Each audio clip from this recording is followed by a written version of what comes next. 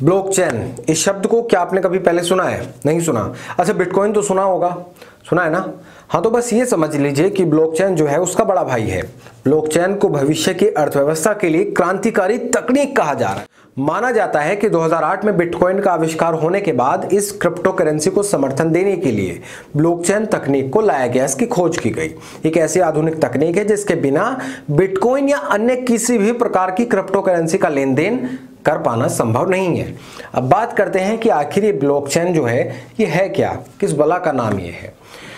आप इसको ऐसे समझिए जैसे लाखों कंप्यूटर को आपस में जोड़ने के बाद इंटरनेट का आविष्कार हुआ, ठीक ऐसे ही डेटा के आंकड़ों की लंबी लिस्ट को आपस में जोड़कर उसे ब्लॉकचेन का नाम दे दिया गया। ब्लॉकचेन एक ऐसी तकनीक है जिससे बिटकॉइन समेत तमाम तरह की क्रिप्टो करेंसियों का संचालन होता है, यानी इससे वो चलती हैं। थोड़ा आसान भाषा में समझाऊं तो ये एक तरह का डिजिटल सार्वजनिक बही खाता है जिसमें प्रत्येक लेन देन का रिकॉर्ड दर्ज किया जाता है। ब्लॉकचेन में अगर आपने एक बार लेन देन कर लिया, उसको दर्ज कर लिया, तो उसे वहां से ना तो हटाया जा सकता है और ना ही उसमें कोई परिवर्तन हो सकता है, चेंज हो सकता है। ब्लॉकचेन का सबसे बड़ा फायदा आपको यह है कि आपको लेन देन करने के लिए बैंक जाने की जरूरत नहीं है, आप घर बैठे ही ब्लॉकचेन की मदद से सब कुछ कर सकते हैं। अमेरिकी अखबार न्यूयॉर्क टाइम्स में प्रकाशित एक रिपोर्ट के अनुसार ब्लॉकचेन तकनीक जो है वो पूरी दुनिया के इकोसिस्टम को प्रभावित करने की क्षमता रखती है।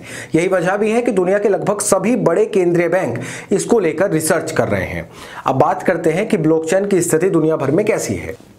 दुनिया भर की अगर हम बात कर रहे हैं तो दुनिया की तमाम बड़ी कंपनियां ब्लॉकचेन को अपने कामों में शामिल करने पर विचार कर रही हैं।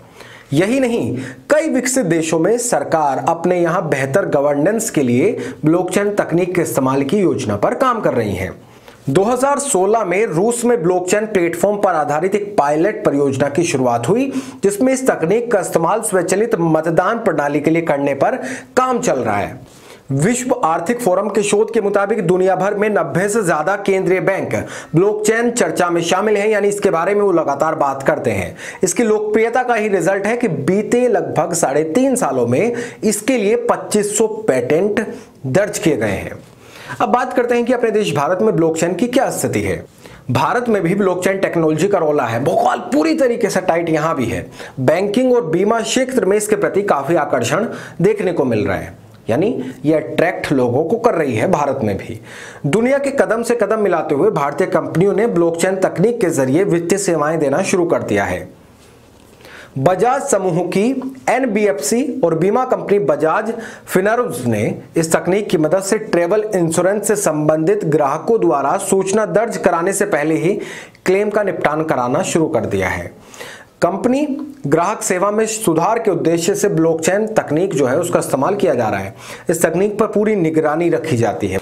बजाज इलेक्ट्रिकल लिमिटेड जो है वो भी बिल डिस्काउंटिंग प्रोसेस में आदमी की नौकरी को हटाकर अब ब्लॉकचेन तकनीक का इस्तेमाल कर रहे हैं, यानी आदमियों का इस्तेमाल नहीं होता है, ब्लॉकचेन तकनीक का वहां इस्तेमाल होता है। भारत में बैकचेन नाम की एक संस्था है जिसमें भारत के लगभग 27 बैंक शामिल होने के साथ साथ दुनिया भर के और भी कई बैंक जुड़े हुए हैं। बैकचेन संघ जो है वो बिजनेस को आसान और सुरक्षित बनाने के साथ साथ इसमें तेजी लाने के लिए ब्लॉकचेन टेक्नोलॉजी से जुड़े सभी लाभों का व्यापक प्रसार प्रचार कर रहा है। इसके अलावा भारतीय रिजर्व बैंक की एक शाखा institute for development and research in banking technology blockchain technology के लिए एक आधुनिक प्लेटफॉर्म पर काम कर रही है और इसको बढ़ाने की योजना चला रही है। भारत में तेलंगाना और आंध्र प्रदेश में पायलट परियोजना के तौर पर इसकी शुरुआत हो गई है, जहां इसका इस्तेमाल आंकड़ों के सुरक्षित भंडार के रूप में किया जा रहा है। अब आपको बताते हैं कि आखिर ब्लॉकचेन तकनीक जो है वो काम कैसे करती है। ब्लॉकचेन टेक्नोलॉजी के लिए कहा गया है कि सुरक्षित और आसानी से सुलभ नेटवर्क पर लेन देन का एक डेटा शीट तैयार करती है जिसमें आपके निकाले और जमा किए गए पैसे का हिसाब होता है। मजेदार बात यह है कि इस वर्चुअल बही खाते में मेरे लेन देन के रिकॉर्ड को कोई दूसरा बंदा भी देख सकता है, यानी कोई भी ऐसा बंदा जो इस टेक्नोलॉजी का यूज करता हो वो बड़ी आसानी से ये पता लगा सकता है कि मेरे खाते से कब कितना निकाला गया और कितना जमा किया गया। इस तकनीक पर भले ही कोई भी किसी का खाता देख सकता हो लेकिन उसे नुकसान बिल्कुल नहीं पहुंचा सकता, क्योंकि इस ब्लॉकचेन को इस लिहाज से बनाया गया है ताकि कोई इसको हैक ना कर सके। साइबर अपराध और हैकिंग को रोकने के लिए तकनीक सुरक्षित मानी जा रही है, यानी अब इस पर भरोसा किया जा रहा है, लोग इस पर भरोसा कर रहे हैं। भारत सरकार भी लगातार प्रयास कर रही है कि अर्थव्यवस्था में डिजिटल लेन देन को बढ़ावा देकर कैशलेस अर्थव्यवस्था की ओर कदम बढ़ाए जाए। इंटरनेट ने वित्तीय लेन देन को काफी हद तक बदल कर रख दिया है और नई तकनीक के इस्तेमाल से नगद लेन देन जो पहले चलता था वो अब कम हो गया है। कार्ड या किसी भी अन्य डिजिटल माध्यम से एक खाते से दूसरे में पैसा भेजना, किसी बिल का भुगतान करना या फिर दुकानों पर भुगतान करना, ये सब बहुत आसान हो गया है।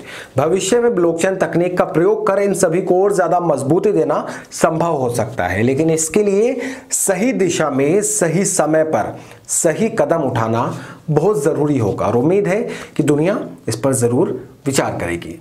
आपको ये पोस्ट कैसी लगी है कमेंट सेक्शन में जरूर बताइएगा। वीडियो आपने देखी इसके लिए आपका शुक्रिया।